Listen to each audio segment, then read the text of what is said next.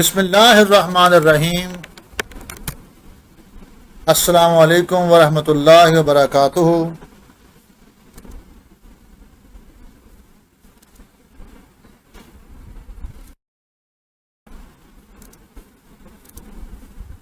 Dear students, آج ہمارا lesson ہے اسلامک اسٹڈیز CSS چیپٹر 1 کے پارٹ 5 کا۔ اس میں ہم اسلامی عقائد، Islamic belief, article of faith کے متعلق ہم پڑھیں گے۔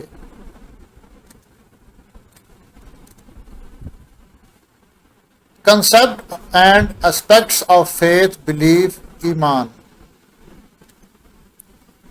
اسلامی عقائد اور اس کے پہلو۔ فرسٹ آف آل ہمیں عقائد کا میننگ ہمیں پتہ ہونا چاہیے۔ عقائد عقد، عقیدہ یا عقد سے مشتق ہے، جس کے لفظی معنی ہے گرہ باندھنے کے ہیں۔ دو رسیوں میں گرہ باندھ کر ایک رسی بنا دینے کو عقد کہتے ہیں، اور اس سے دیوانی معاہدے کا مفہوم بھی نکلتا ہے، جو دو انسانوں کے درمیان خرید و فروخت کا معاہدہ ہوتا ہے۔ عقد نکاح، جس میں دو انسان اپنے آپ کو ایک معاہدے میں باندھ لیتے ہیں۔ عقد ہاتھ پیچیدہ مسائل کو کہتے ہیں جو کھولا نہ جا سکے، یا ایسی گرہ جو کھولی نہ جا سکے، وہ عربی زبان میں عقد کہلاتی ہے۔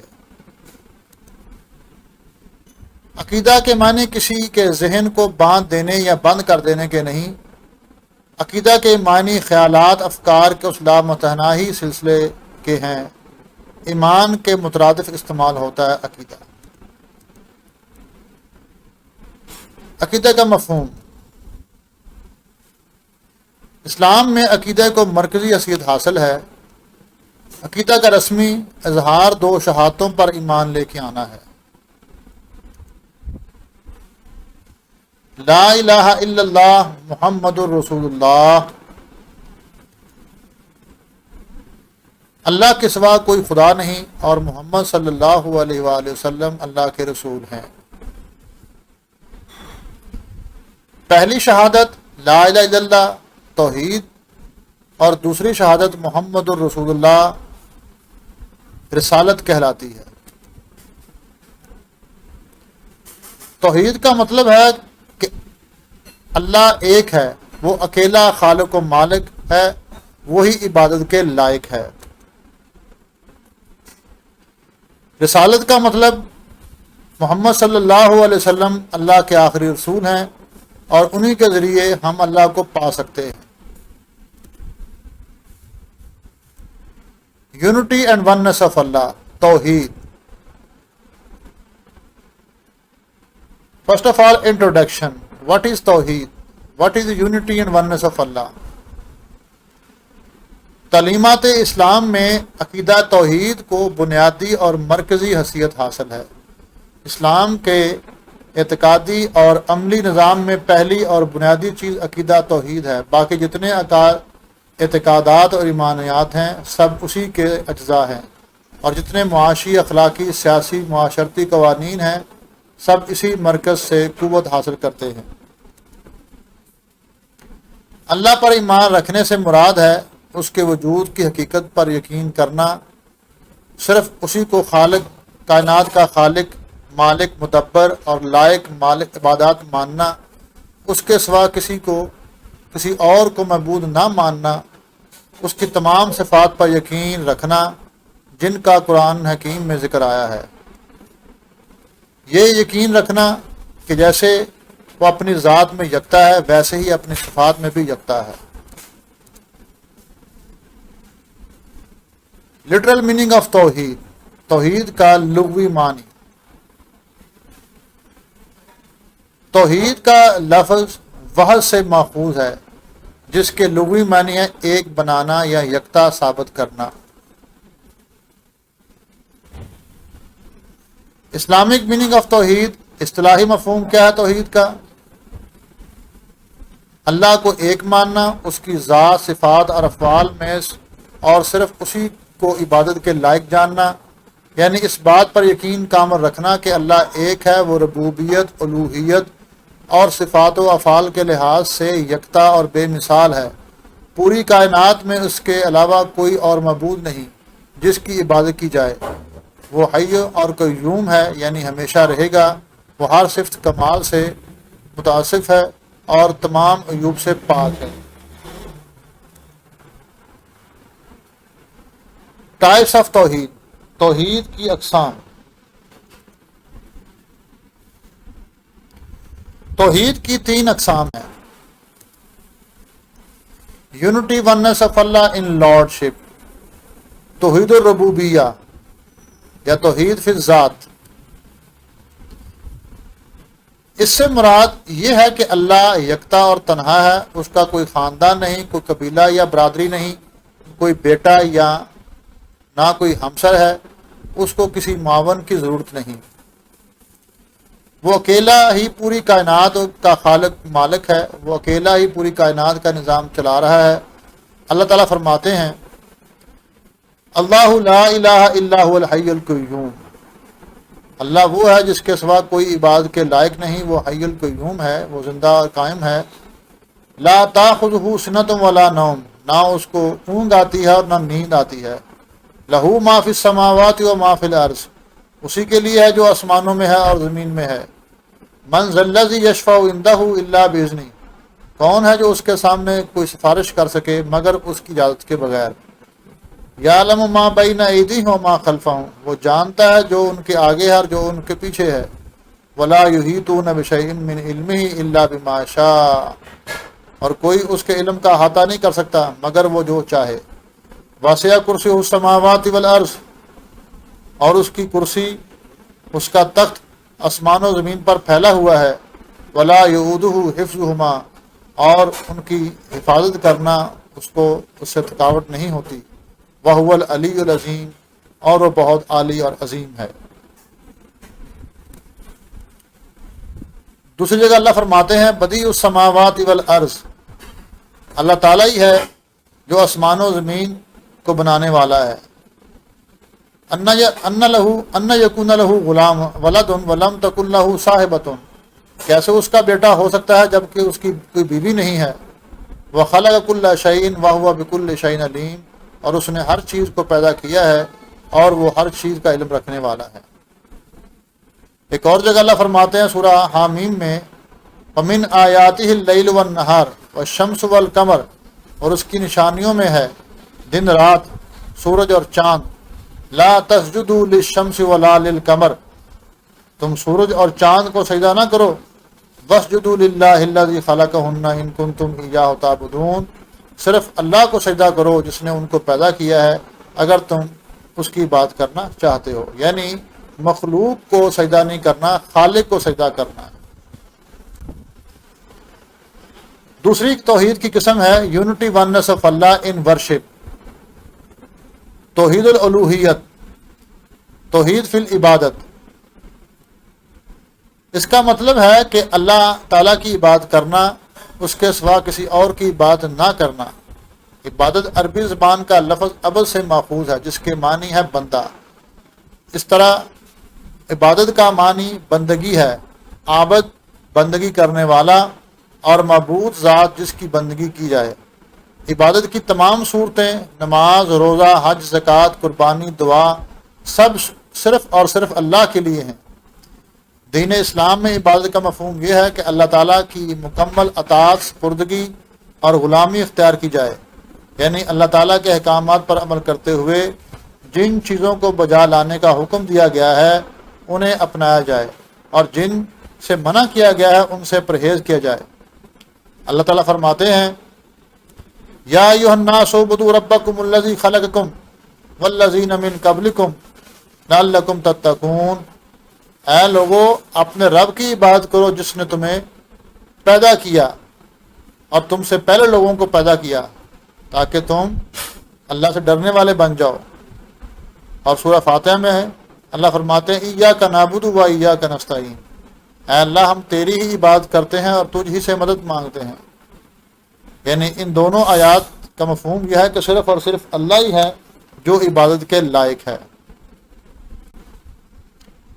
توحید کی تیسری قسم ہے unity and once of Allah in names and attributes, توحید اسماء و صفات۔ اس سے مراد ہے کہ اللہ جل جلالہ جیسے نام اور صفات کاملہ کسی اور ذات میں نہیں پائی جاتی، یعنی اللہ تعالیٰ کی جملہ صفات میں کوئی اور شریک نہیں، جیسے کہ اللہ تعالیٰ فرماتے ہیں لیس کمثلہ شیء، کہ اللہ جیسا کوئی نہیں، اور سورہ اخلاص میں ہے وَلَمْ يَكُنْ لَهُ كُفُوًا أَحَدٌ، اور کوئی نہیں ہے جو اس کی برابری کرنے والا۔ ڈیمانڈ آف توحید، توحید کے تقاضے۔ توحید پر ایمان لانے کے لیے ضروری ہے کہ توحید کے تقاضوں کو پورا کیا جائے، ورنہ توحید پر ایمان لانا بے معنی اور بے اثر رہتا ہے۔ توحید کے تقاضے مدرجہ ذیل ہیں۔ نمبر 1، اللہ کی عبادت کرنا۔ توحید کا پہلا تقاضا ہے کہ مومن موحد صرف اور صرف اللہ کی عبادت کرے اور بندگی کرے، کسی بھی حالت صورت میں کسی اور کی عبادت نہ کرے، جیسے کہ اللہ تعالیٰ کا فرمان ہے امرا اللہ تعبدوا الا ایاہ، اور اس نے حکم دیا ہے کہ اس کے سوا کسی کی عبادت نہ کرو، صرف اللہ سے مدد مانگنا۔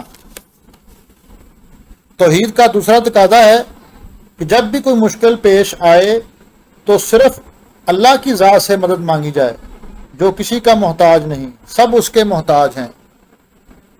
سورہ فاتحہ میں ہے ایاک نعبد و ایاک نستعین، اے اللہ ہم تیری ہی عبادت کرتے ہیں اور تجھ ہی سے مدد مانگتے ہیں۔ یہاں یہ بات بھی قابل ذہن میں رکھنے والی ہے کہ نستعین سے مراد یعنی استعانت سے مراد ایسی مدد ہے جو کہ فوق الاسباب ہو، جو کہ بیونڈ دی سورس ہو، وہ صرف اللہ سے مدد مانگی جاتی ہے۔ جو ود ان دی سورس اور تحت الاسباب جو مدد ہے وہ ہم دوسروں کی کرتے ہیں، دوسروں سے مانگتے بھی ہیں کہ مجھے پین دینا، مجھے کتاب دینا، مجھے پیسے دینا، تو یہ مدد ہم دوسروں سے مانگتے ہیں۔ لیکن جو استعانت ہے، جو بیونڈ دی سورس ہے، فوق الاسباب ہے، آؤٹ آف ریچ ہے، وہ مدد صرف اور صرف اللہ سے مانگی جاتی ہے، وہ کسی اور سے نہیں۔ تبھی یہاں کیا ہے کہ یا اللہ ہم تجھ ہی سے مدد مانگتے ہیں، یعنی جس طرح عبادت ہم صرف تمہاری کرتے ہیں تو مدد بھی ہم صرف تجھ ہی سے مانگتے ہیں۔ توحید کا تیسرا تقاضا ہے صرف اور صرف اللہ سے ڈرنا۔ توحید کا تقاضا یہ ہے کہ صرف اللہ سے ڈرا جائے، جو نفع نقصان، زندگی موت، صحت تندرستی، بیماری کا خالق و مالک ہے۔ سب چیزیں اللہ کے قبضے میں ہیں۔ اللہ تعالیٰ فرماتے ہیں وَإِيَّايَ فَاتَّقُونِ، اور صرف مجھ ہی سے ڈرو۔ نمبر 4، صرف اللہ پر بھروسہ کرنا۔ توحید کا تقاضا ہے کہ صرف اللہ کی ذات پہ بھروسہ کیا جائے، کیونکہ باقی تمام اشیاء مخلوق ہیں اور صرف اللہ ہی خالق ہے۔ قرآن میں آتا ہے وَعَلَى اللَّهِ فَتَوَكَّلُوا إِن كُنتُم مُؤْمِنِينَ، اور اللہ پر بھروسہ کرو اگر تم ایمان رکھتے ہو۔ نمبر 5، شرک سے بچنا۔ توحید کا سب سے بڑا تقاضا ہے کہ شرک کی ہر صورت سے مکمل اجتناب کیا جائے، مکمل طور پر بچا جائے۔ قرآن میں آتا ہے فَلَا تَجْعَلُوا لِلَّهِ أَنْدَادًا وَأَنْتُمْ تَعْلَمُونَ، اور تم اللہ کے لیے شریک نہ بناؤ اور تم جانتے ہو۔ ایسوسیٹنگ ود اللہ، شرک۔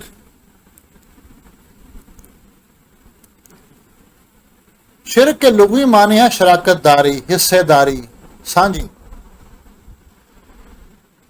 یہ توحید کی ضد ہے، یہ توحید کے اپوزٹ ہے۔ اصطلاحی معنی اللہ تعالیٰ کی ذات، صفات، اس کی قدرت، اس کی عبادت میں کسی کو حصے دار بنانا شرک کہلاتا ہے۔ خدا کی ذات میں، اس کی صفات میں، اس کے اختیارات میں کسی کو حصے دار بنانا،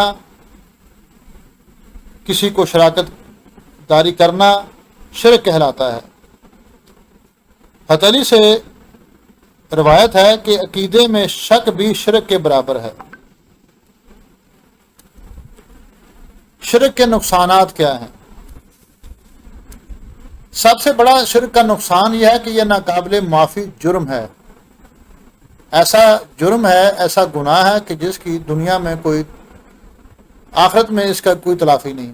دنیا میں کوئی انسان اگر اللہ سے معافی مانگ لے، مسلمان ہو جاتا ہے یا مسلمان ہونے کے بعد شرک کیا ہے، معافی مانگتا ہے تو اللہ تعالیٰ اس کو معاف کر دیتے ہیں۔ لیکن کوئی بغیر توبہ کیے دنیا سے چلا گیا تو قیامت میں اللہ اس کو معاف نہیں کریں گے۔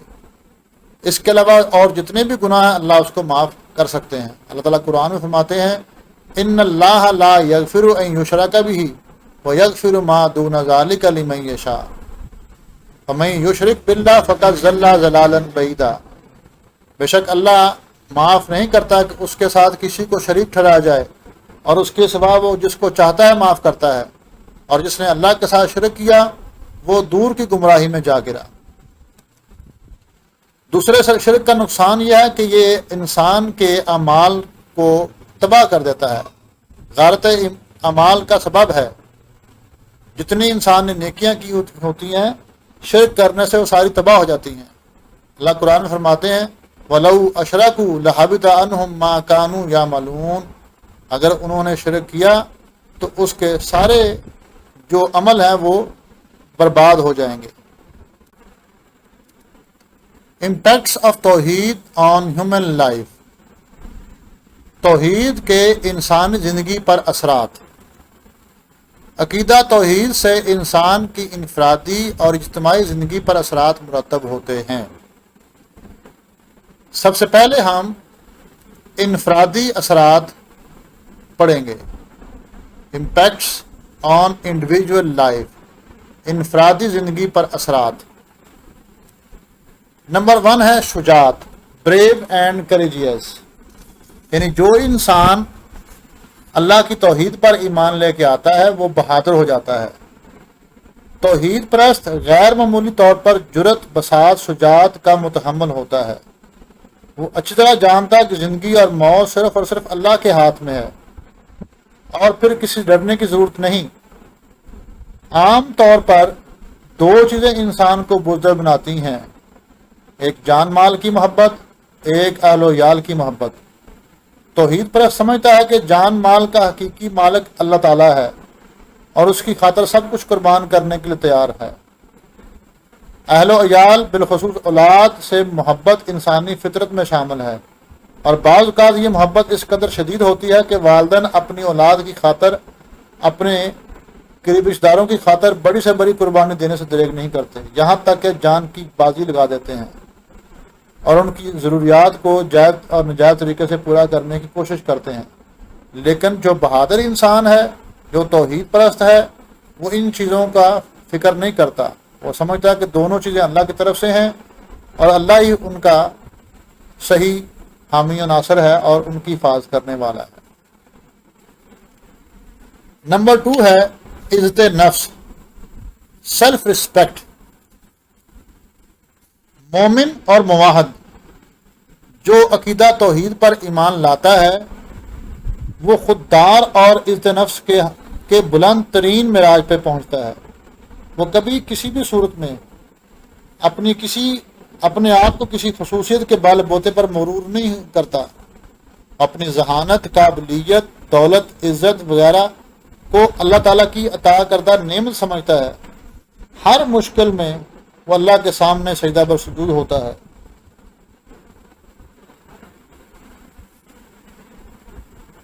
نمبر 3 ہے اطمینان قلب، کنٹینٹمنٹس۔ عقیدہ توحید کو ماننے والا موحد، اس عقیدے کے اثر سے مومن کا دل مطمئن اور پر امید ہوتا ہے۔ وہ ہر مشکل اور مصیبت میں اللہ تعالیٰ کی طرف سے مقرر کردہ تقدیر پر راضی رہتے ہیں، سکون قلب حاصل کرتا ہے۔ اس کے لیے ایمان امیدوں کا ایک لازوال خزانہ ہے، جس کے ذریعے تحسین قلب سے حاصل ہوتی ہے۔ بالفرض ساری دنیا کے رشتے ناطے اس کے منقطع ہو جائیں، مال و دولت چھن جائے، مصائب کے پہاڑ ٹوٹ جائیں، کٹھن حالات ہوں، تو پھر بھی اس کا تعلق اللہ کے ساتھ قائم رہتا ہے، اور اس پہ وہ مطمئن ہوتا ہے کہ اللہ اس کی حفاظت کرے گا، اللہ اس پہ رحمت کرے گا۔ نمبر 4 ہے صبر و قناعت، ٹالرنس اینڈ پیشنس۔ عقیدہ توحید پر ایمان لانے والا مومن موحد، عقیدہ توحید سے انسان میں زبردست صبر توکل کی صفت پیدا ہوتی ہے۔ وہ ایسی قوت ہوتی ہے جو بندہ مومن کو پہاڑ کی طرح مضبوطی عطا کرتا ہے۔ جہاں مومن کا دل سنگین چٹان کی طرح مضبوط و مستحکم ہوتا ہے، ساری دنیا کے سارے مصائب مشکلات مل کر اسے اپنے عزم اور اپنی جگہ سے ہٹا نہیں سکتے۔ اللہ تعالیٰ فرماتے ہیں ان ینصرکم اللہ فلا غالب لکم، اگر خدا تمہاری مدد کرے، مددگار ہے، تو تم پر کوئی غالب آنے والا نہیں۔ تو جو توحید کو ماننے والا ہے وہ قناعت پسند ہوتا ہے، صبر کرتا ہے، اس کو پتہ کہ اللہ میری مدد کرے گا۔ استغنا، فیئرلیس، عقیدہ توحید انسان کے دل کو حرص، حوث اور حسد کے جذبات سے دور رکھتا ہے۔ وہ ہمیشہ اللہ تعالیٰ کے دیے ہوئے تھوڑے اور یا زیادہ رزق کو اللہ تعالیٰ کی طرف سے مقرر کردہ مقدار سمجھ کر قناعت کر لیتا ہے۔ وہ اسی پر قائم رہتا ہے۔ وہ سمجھتا ہے کہ ہر چیز اللہ نے مجھے دی ہے اور اسی نے مجھے تھوڑی چیز دی ہے، اسی نے مجھے زیادہ دینی ہے، اور وہ صبر شکر کرتا ہے۔ استغنا، وہ باقی ہر چیز سے وہ یعنی اس کو باقی کسی چیز کی فکر نہیں رہتی۔ نمبر 6، نظم و ضبط کا پابند، ڈیوٹیفل اینڈ اپ رائٹ۔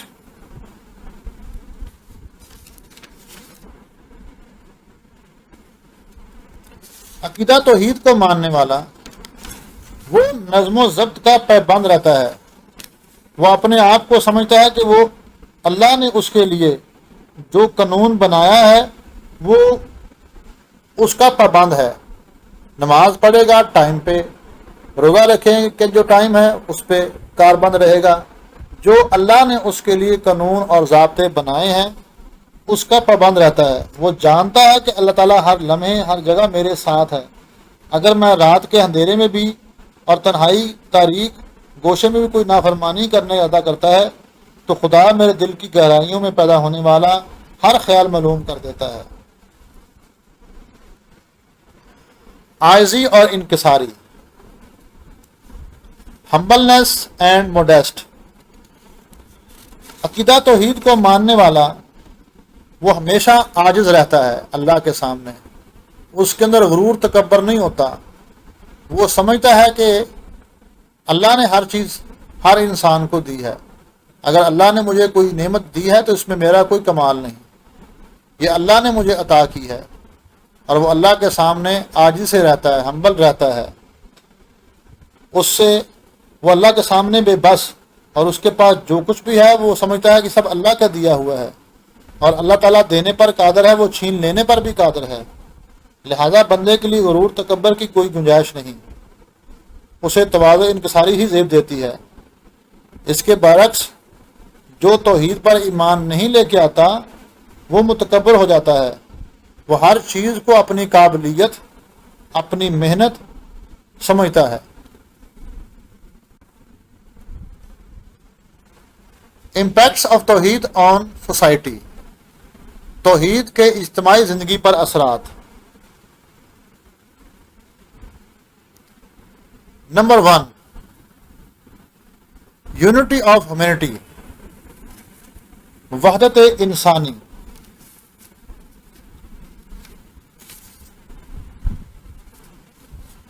توحید سے اگر پوری سوسائٹی توحید پر ایمان لے کے آتی ہے تو اس کا اثر پوری سوسائٹی پر، پورے معاشرے پر یہ ہوتا ہے کہ توحید سے بنی و انسان میں وحدت وجود میں آتی ہے۔ یعنی وہ سب سمجھتے ہیں کہ ہم ایک ہی اللہ کے پیدا کرتے ہیں، اور ہمارے اندر رنگ نسل کی بنیاد پر جو فرق ہے وہ نہیں ہونا چاہیے۔ یہ اللہ نے بنایا ہے تو ہم سب ایک ہی خالق کی مخلوق ہیں، ایک ہی آدم اور حوا کی اولاد ہیں۔ تو توحید ماننے والی سوسائٹی کے اندر وحدت انسانیت جو ہے ان کے اندر آتی ہے۔ نمبر 2 ہے مساوات، ایکویلٹی۔ توحید کو ماننے والے سوسائٹی کے اندر مساوات کا جذبہ ابھرتا ہے، اس سے تمام انسان برابر ہو جاتے ہیں، ذات پات، رنگ، نسل، اونچ نیچ سے بالا تر ہو کر عزت برتری کا معیار انسان کے اعمال قرار دیے ہیں۔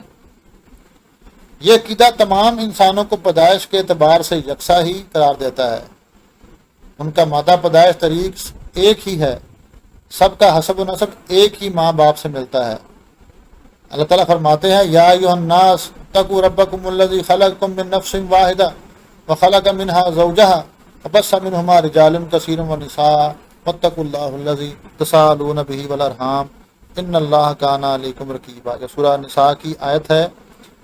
اللہ تعالیٰ فرماتے ہیں اے لوگو اپنے رب سے ڈرو جس نے تمہیں ایک شخص سے پیدا کیا، اس سے اس کا جوڑا بنایا، پھر ان سے دونوں سے بکثرت مرد اور عورتیں پیدا کیے کر کے روح زمین پھیلا دیے۔